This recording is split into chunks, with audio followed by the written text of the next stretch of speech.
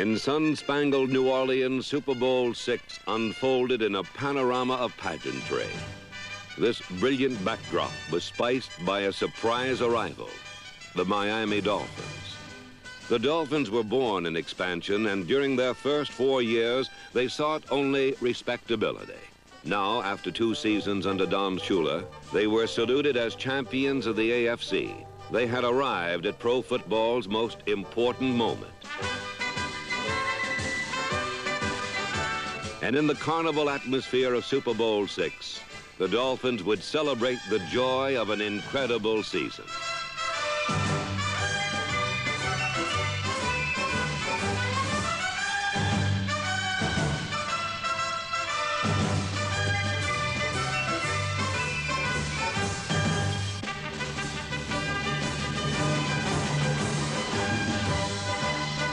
While the Dolphins rode an emotional crest, their opponents readied themselves with somber resolve.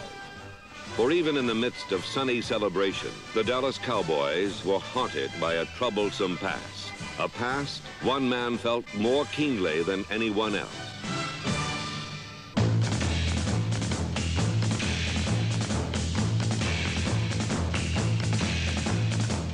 In Super Bowl VI, Dallas was determined to conquer its past as well as the Dolphins. The match was set. 2 teams up from expansion. One bred in the NFL, the other with its roots in the AFL. 2 teams which had never met. One out to earn the title of champion, the other trying to shed the label of loser.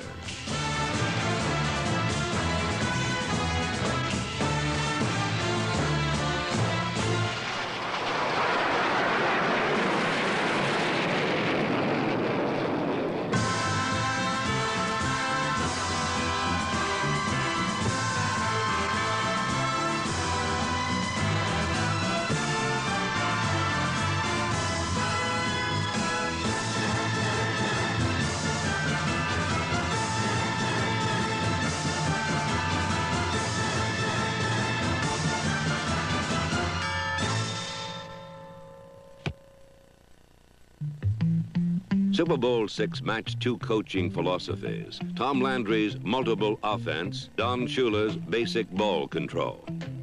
Over the years, the precision of the Cowboy offense has not altered. But in 1971, the synchro mesh of the Dallas attack added some salty dog, the Dodger, Roger Staubach.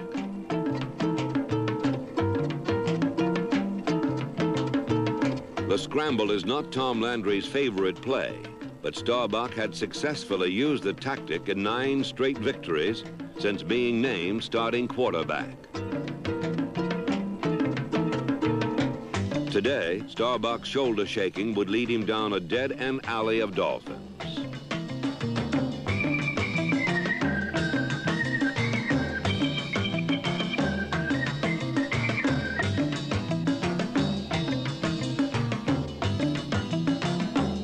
In the first quarter, Staubach left the pocket 5 times and lost a total of 9 yards. While Dallas searched for its game legs, Miami came out ready to roll. At quarterback, Shula had reformed scrambler Bob Greasy, now disciplined to direct a basic ground game with Larry Zonka and 21 Jim Kick, a matched set of power backs. Early in the game, one play personified Shula's method. Kick cut down the backer. Guard Larry Little blew out the corner. Zonka shed a tackle, and Miami became the first team to cross the 50.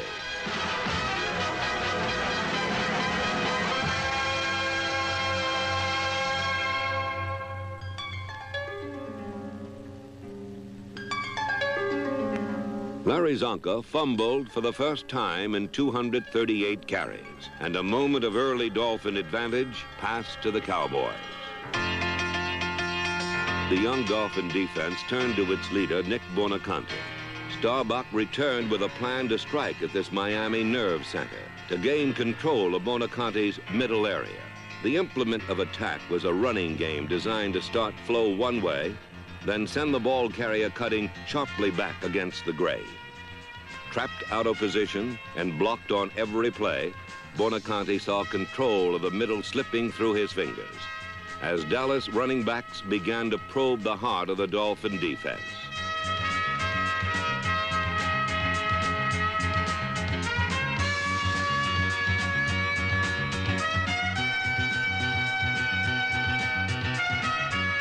The Dolphins finally held, and Dallas settled for a Mike Clark chip shot and a 3-0 first quarter lead. A Miami mistake had been converted into a Dallas score. One game plan had faltered. Another was beginning to assert itself. The shadowy shapes of Cowboy past haunted Landry. A symbol of Dallas defeat had returned wearing aqua. To end the Paul Warfield curse, Landry dispatched number 34, Cornell Green, to follow every movement, to track him from sideline to sideline and cut off every inside route.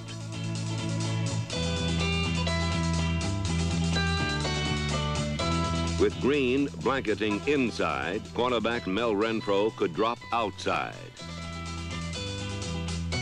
Smothered inside out, Warfield began to feel pressure where there was none. To stop the Dolphin ground game, Landry turned to another source. Bob Lilly had shared every nightmare the Cowboy passed. Now he set out to rid himself of the memory.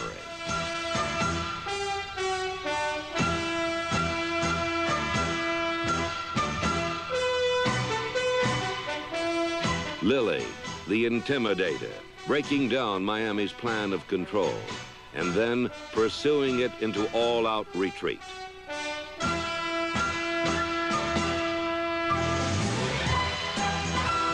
In the heat of the moment, ex-scrambler Bob Griese had reverted to his old wild ways.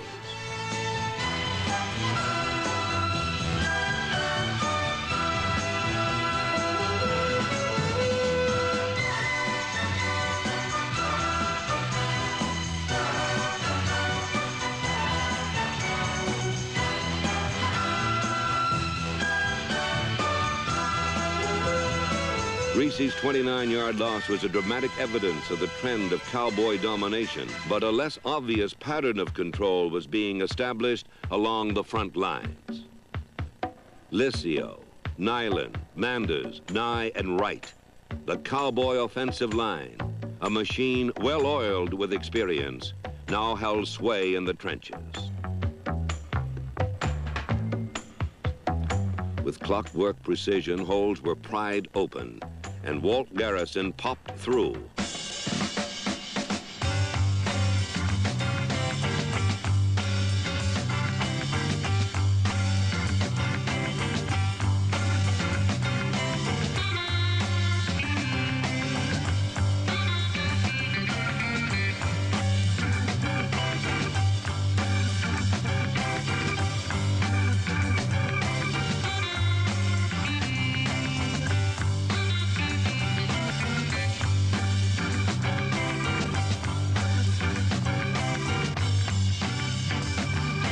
The rugged kinship of Garrison and the offensive line softened Miami resistance. Now Staubach could rest easy in the pocket and strike up a passing attack.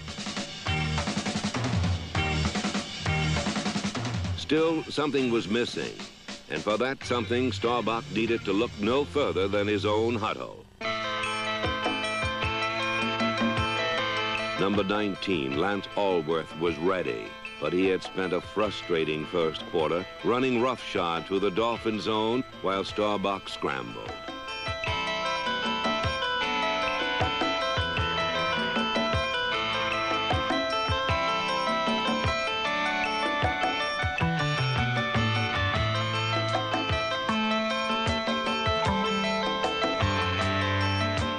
He took his problem to the proper authority.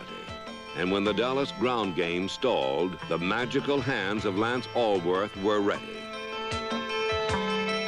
For a decade, the feats of this man have been legend, but now he was about to make what he would call later the two most important catches of his career.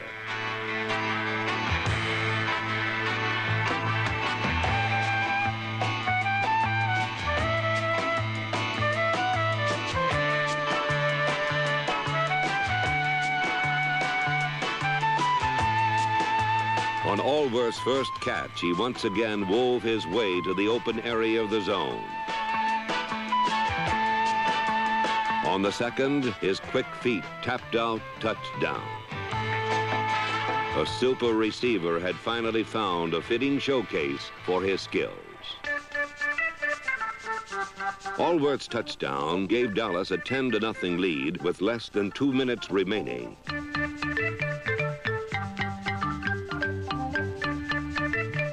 Warfield finally sifted through his escort to put the Dolphins within range at the Dallas 24. But Miami touchdown hopes fell harmlessly off Warfield's chest. A replay demonstrates why. Warfield broke free behind Green, but the Dallas safety reacted back to deflect the ball.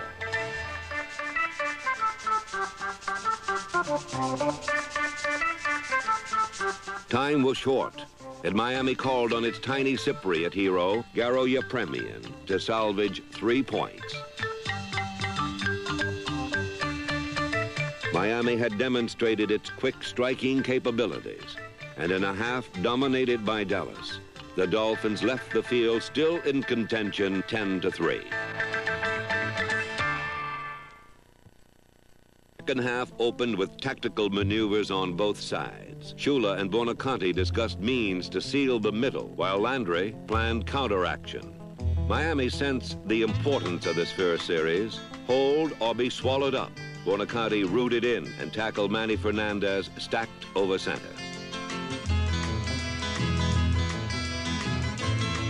The shocked Dolphins watched Dallas fly outside. The flanks opened and Dwayne Thomas flowed into the secondary.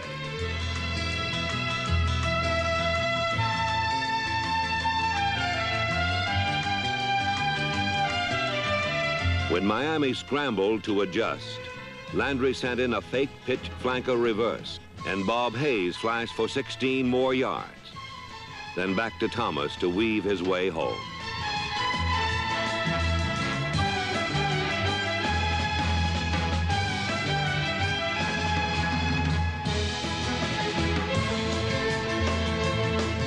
"71 yards in 8 plays, 7 of them sweeps, and the stunned Dolphins were suddenly down 17-3. The quick Cowboy success was accepted without celebration. Still half a game remained, and Dallas had been guilty before of accepting victory too quickly. Veterans remembered other games seemingly won, only to be lost. This time they would not rest until they had thrown off the demon of defeat.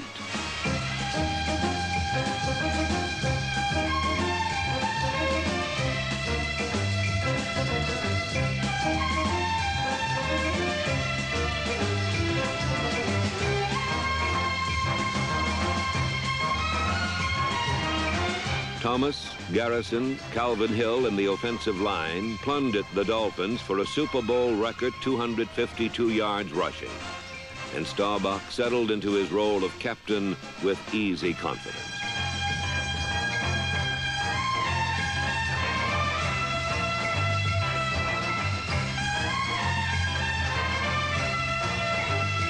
But each time Staubach reached back to put Miami away for good, the staggering Dolphins would hold on by a fingertip.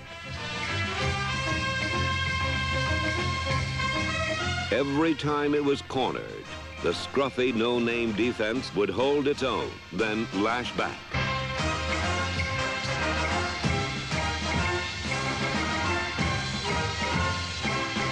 The Cowboy offense controlled the game but could not put it away.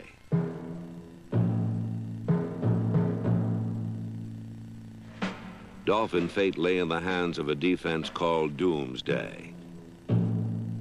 Doomsday measured Miami for defeat.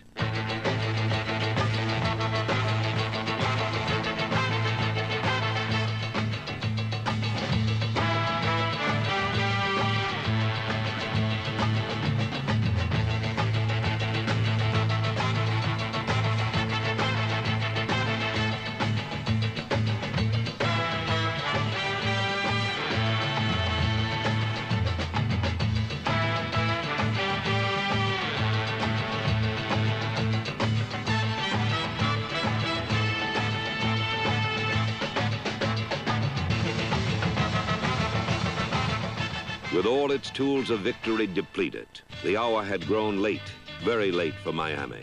And now doomsday would end the dream for good, with another veteran of past failure, Chuck Howley, accepting the honors.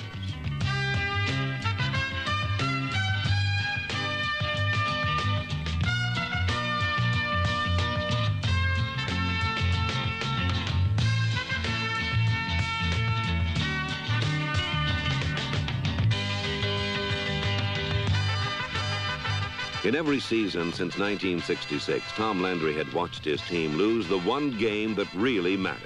Now he looked on as his Dallas Cowboys finally sealed sweet victory.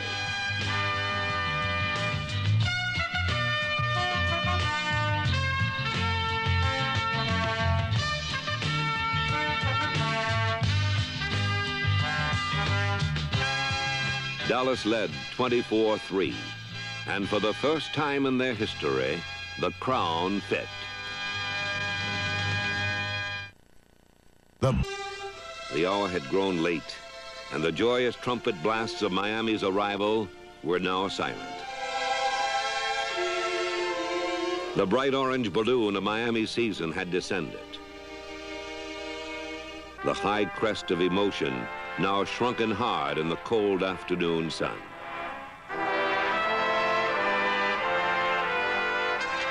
But a memory remained, the image of a remarkable season put together by an unlikely team. The Dolphins were determined to have one last moment.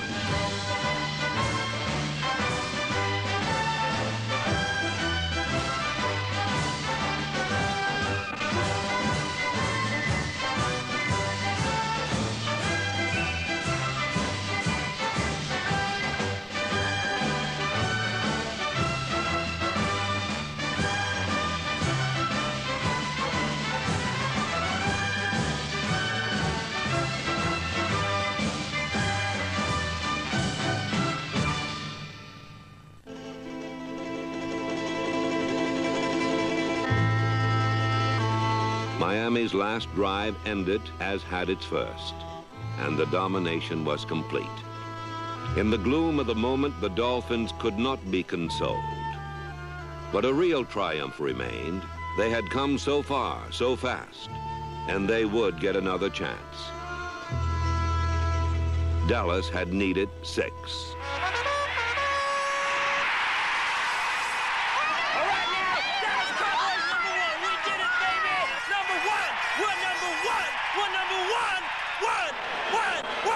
Champions, #1, Dallas Cowboys. Hey, Bob, who got that ball? Well, he fumbled, then I hit it. It hit his thigh. Yeah, he fumbled it, and then whenever he went to get it, I hit it with my hands. What a time to get it. Just think, those people that had those white handkerchiefs waving before we came out, I think they're going to use them to dry their eyes now. Look at them. Dry your eyes and weep. We're #1. Hey, let's get better now. We'll improve out here in the next couple series. Let's go. Yeah, we're in good shape now. All we have to do now is just hold the ball. Yeah, that we got one solid quarter running tough, baby. Running tough. Ready? Set. Hut you, hut you, hut you.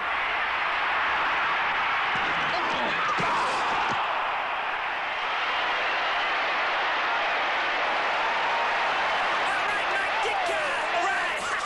Dick is catching the ball, but he can't hold on to his shoe now. Hey, Mike, come on, Mike. Get that shoe on, get back in there.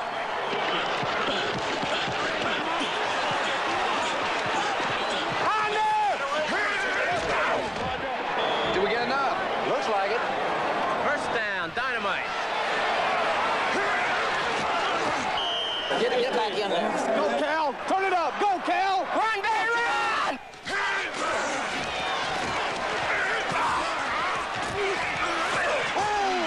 I can feel it. What a shot. Get up, Calvin. Get up, Calvin, and run harder, baby. Whoa, he's a little bull. Hey!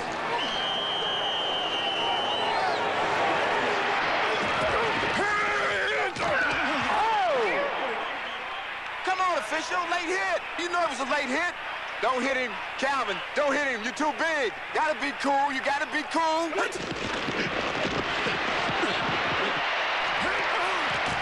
Get in there, get in there, get in there. Take it in. Woo!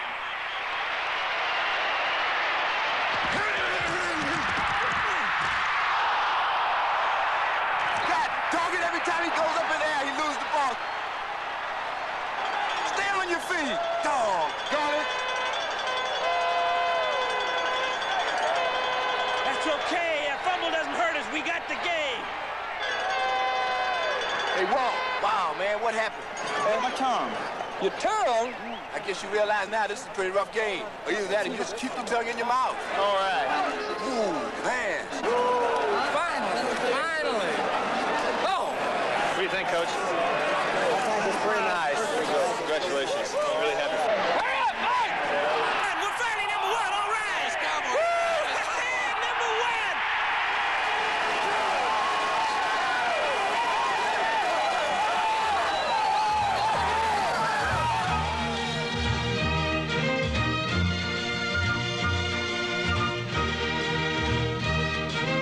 The Dallas Cowboys accepted their championship, not with a wild scream of triumph, but with an easy sigh of relief.